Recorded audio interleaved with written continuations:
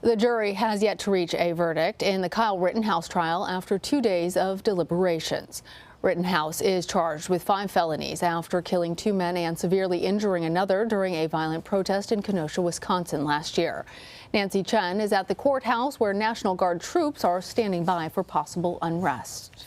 That's your Second Amendment right to defend yourself. A crowd of demonstrators grew Wednesday on the steps of the Kenosha County Courthouse as inside, Kyle Rittenhouse's defense team asked for a mistrial. The argument concerning this drone footage showing Rittenhouse shooting and killing Joseph Rosenbaum. Rittenhouse's lawyers say they only recently learned there was higher quality video. We're talking about a potential life sentence here. So I'm making that request. Jurors asked to see the video in their second day of deliberations, along with several others. Rittenhouse faces 5 counts, including first-degree intentional homicide for killing 2 men and seriously injuring another. With no verdict, residents like Scott Carpenter hope to avoid a repeat of the violence that engulfed parts of Kenosha and burned his family-owned furniture store to the ground. I pray that it stays peaceful, that cooler heads will prevail, and we realize that burning down our town is not how to act.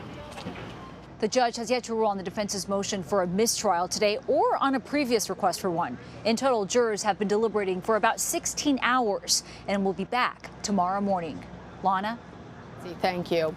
For more, let's bring in attorney Paul Batista. Paul, thanks for being here. So Judge Schroeder still has not ruled on the defense's request for a, quote, mistrial with prejudice. Explain for our viewers what that means and how long the judge actually has to respond. Well, they've moved for a mistrial with prejudice on grounds that, frankly, I think are almost irrelevant, fictive. I don't mean to criticize the quality of the defense. They've done a great job.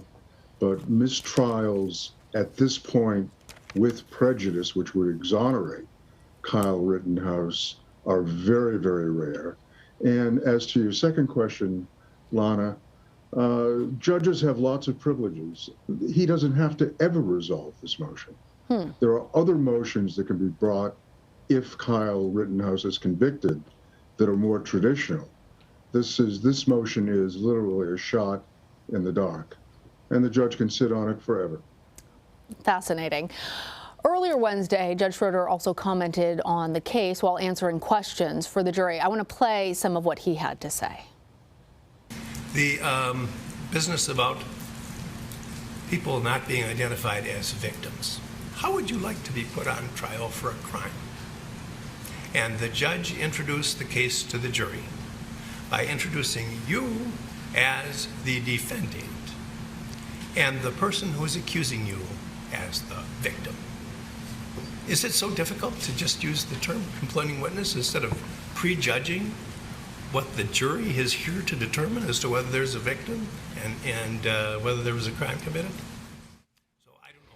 As to whether there was a victim, Paul, that seems like curious phrasing because 2 of the men that Rittenhouse is charged with shooting are dead.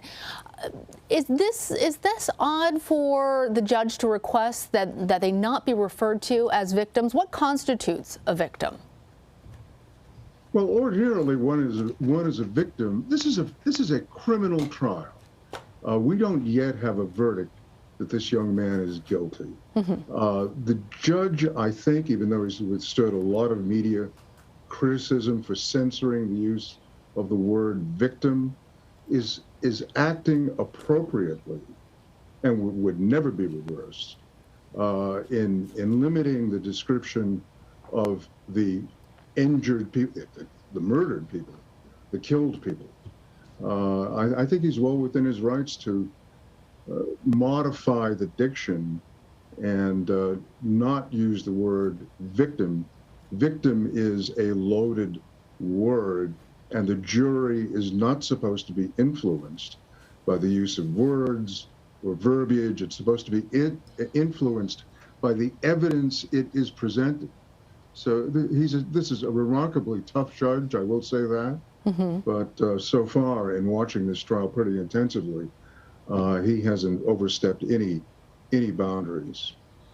You know, Paul, this judge also commented on the coverage of the trial. He said he'd have to, quote, think long and hard about allowing televised trials in the future because of negative media coverage of some of his decisions. Can you talk about why media coverage can be both beneficial and potentially harmful to proceedings? Oh, you're asking the wrong guy. I began doing broadcasts of live trials back in 1991 when another network pioneered the use of live trials.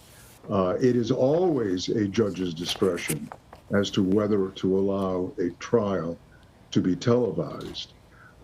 It's in his discretion to pull the camera out of the courtroom. But I have to tell you, Lana, in my experience, and I have been around, unfortunately, for a very long time, a really beneficial development since the early 90s has been making trials public.